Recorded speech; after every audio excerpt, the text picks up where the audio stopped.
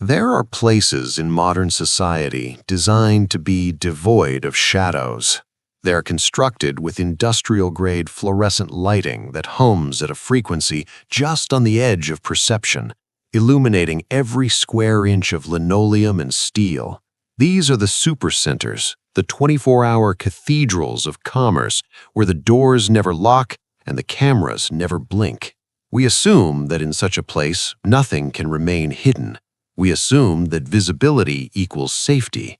But in the summer of 2014, in the sweltering heat of Corsicana, Texas, a 14-year-old boy proved that the brightest lights often cast the deepest blind spots.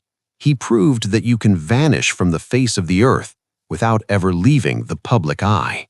Corsicana is a typical Texas town, situated about an hour south of Dallas.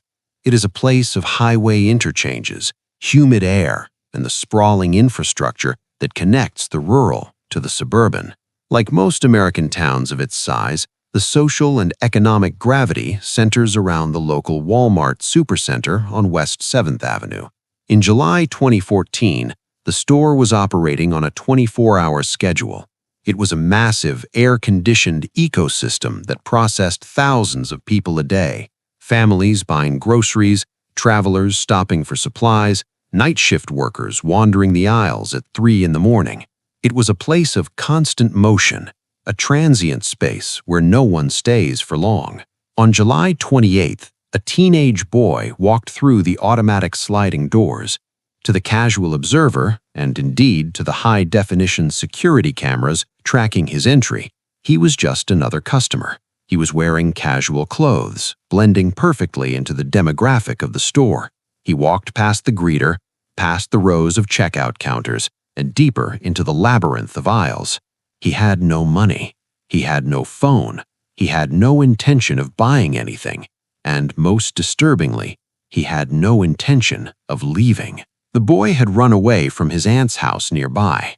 The specifics of the domestic situation that drove him out were kept private by authorities to protect the minor, but the desperation of his actions speaks volumes. When a child runs away, the first 24 hours are critical. Usually they go to a friend's house, a park, or a bus station. This boy did something different. He realized that the safest place to hide was inside the machine itself. He understood, perhaps instinctively, a flaw in the human psyche. We do not see what we do not expect to see. He made his way to the back of the store, past the electronics, past the toys, into the section dedicated to paper goods and baby products. This is usually a quiet part of the store, filled with bulky items, massive packages of paper towels, toilet paper, and diapers stacked high on metal shelving units. The shelves in a supercenter are deep, often holding inventory 2 or 3 layers back. Behind the front-facing products, there is often a gap, a hollow space between the merchandise and the back of the steel rack. The boy found a spot in the baby aisle, specifically behind the large boxes of strollers and car seats, near the bulk toilet paper. He began to excavate a cave. He moved the merchandise just enough to slide his body into the darkness behind the display. Once inside, he pulled the boxes back into place, sealing himself in. He was now sitting in a cramped, dusty void, sandwiched between steel beams and cardboard, invisible to the shoppers walking just inches away from his face. This was not a temporary measure. This was a siege. The first night passed. The store's rhythm shifted from the chaotic bustle of the evening rush to the slow, zombie-like drift of the graveyard shift. The stockers came out with their pallets. The floor buffers began their noisy, circling work. From his hiding spot, the boy would have heard the mechanical whine of the cleaning machines and the distant chatter of employees. He lay still. He was building a habitat. Over the next 48 hours, the boy's behavior evolved from simple hiding to complex survival. He treated the Walmart not as a store, but as a biosphere. When the aisles were empty, he would emerge from his secret crawl space. He needed supplies, but he couldn't walk around in the same clothes for days without attracting attention. He solved this problem by exploiting the store's inventory. He would walk to the apparel section, take a new shirt and a new pair of shorts, and change in the fitting rooms or hidden corners. He would discard his old clothes, effectively shedding his identity every few hours. To the security cameras, he was a different person every time he appeared. Food was abundant. He would take drinks from the coolers and snacks from the grocery aisles, consuming them quickly and discarding the wrappers. But the most harrowing logistical challenge he faced was biology. He could not risk using the public restrooms too frequently. The bathrooms were located at the front of the store, past the registers and the greeters. A teenager wandering into the restroom multiple times a night, loitering for hours, would eventually raise a red flag with the night manager or loss prevention. His solution was tragic and deeply unsettling. He went to the baby aisle, the very aisle where he had built his fort, and took a package of diapers. He wore them to avoid leaving his hiding spot. This detail, confirmed later by local police, transforms the story from a clever anecdote into a portrait of profound distress. It highlights the absolute commitment he had to remaining unseen. He was willing to endure humiliation and discomfort to maintain his invisibility. By the third day, the boy had constructed two separate compounds. The first was his primary residence behind the baby merchandise. The second was behind the toilet paper aisle. He had created a tunnel system through the products, shifting boxes of paper towels to create a void where he could sleep. He had bedding, towels, and blankets taken from the home goods section. He had created a functioning apartment inside the shelving units. Customers came and went.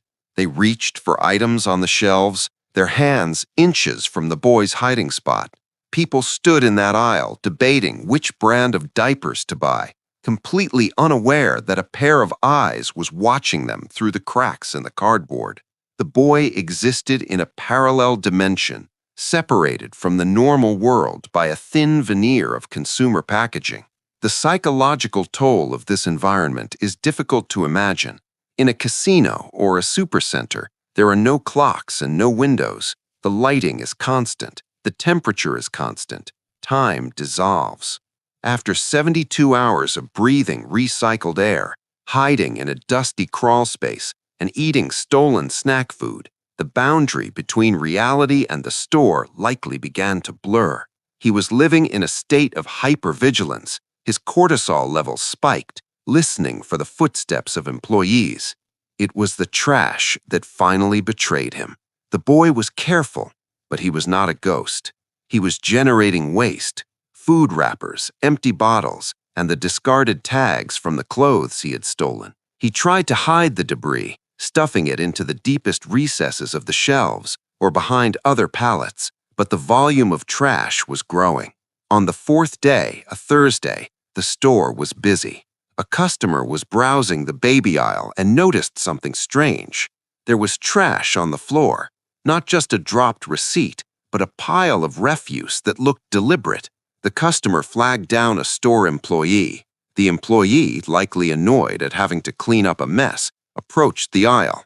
As they began to pick up the trash, they noticed that the trail didn't end on the floor. It led into the shelves. The employee peered into the gap between the boxes of strollers. They saw bedding. They saw a stash of food wrappers. And then they saw the boy. The initial reaction was confusion. It takes the human brain a moment to process something that shouldn't exist. You do not expect to find a human being living inside a shelf at Walmart. The employee called for security and management. The illusion collapsed. The boy, realizing he had been discovered, tried to flee. He scrambled out of his fort, abandoning the sanctuary he had built over 96 hours. He ran toward the exit, but the store went into lockdown. The Corsicana police were notified immediately. He didn't make it far. He was intercepted and detained. When the police arrived, they didn't find a hardened criminal or a threat. They found a scared, exhausted 14-year-old boy. The subsequent investigation by the Corsicana Police Department revealed the extent of his habitation. When they dismantled his fort, they found a nest. There were piles of stolen clothes that he had worn and discarded. There was a stockpile of food. They found the open package of diapers. The police chief at the time, Randy Bratton, expressed a mixture of shock and concern in his statement to the press. He noted the sophistication of the boys' methods, the changing of clothes to avoid profiling, the multiple hiding spots. The store management was baffled. They reviewed the security footage and realized they had captured him dozens of times. He had walked right past employees. He had been in the background of thousands of interactions. But because he acted like he belonged, because he mimicked the behavior of a shopper, he was invisible. The boy was not charged with a crime. The police recognized this for what it was, a welfare issue, not a criminal one. He was released into the custody of his relatives. The story made local headlines, then national news, often framed as a quirky or bizarre event. People made jokes about living in Walmart, about the unlimited food and video games. But if you strip away the novelty, the story leaves a lingering, cold sensation. It forces us to look at the architecture of our daily lives. We spend so much time in these massive, windowless boxes. We trust the security, the lights, the order. We assume that if someone were watching us from the shadows, we would know. This case proves otherwise. For 4 days and nights, a boy lived in the negative space of a supercenter. He slept while people shopped. He watched families argue over prices while he hid in the dark just inches away. He became part of the store's infrastructure. The most disturbing aspect isn't that he got in, or even that he stayed for 4 days. It's the realization of how little we actually pay attention to our surroundings. We walk through the world with tunnel vision, focused on our shopping lists and our phones. We assume the person in the next aisle is just another customer. We assume the gap behind the toilet paper is empty. The next time you're in a supercenter late at night and the hum of the refrigerator unit seems a little too loud and the aisles seem a little too long, take a look at the spaces between the boxes. Look at the shadows behind the bulk merchandise. The scary truth isn't that the boy was a monster. The scary truth is that he was there. And for 96 hours, thousands of people looked right at him and saw absolutely nothing.